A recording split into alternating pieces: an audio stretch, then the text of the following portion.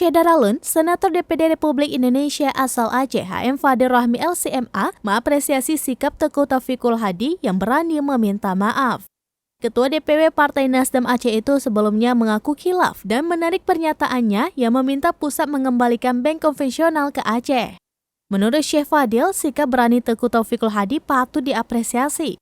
Anggota DPD RI ini mengajak semua politisi berdarah Aceh untuk sama-sama berjuang menegakkan syariat Islam di Provinsi Aceh.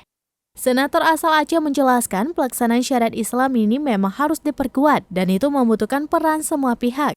Demikian juga dengan perbankan syariah, menurut Syekh Fadil, kendala-kendala yang terjadi perlu diperbaiki untuk lebih baik. Kekurangan diminimalisir baik kinerja maupun manajemen sehingga implementasi syariah Islam ke depannya bisa berjalan lebih kafah. Tonton video ini selengkapnya di YouTube Serambi On TV dan Facebook serambinews.com.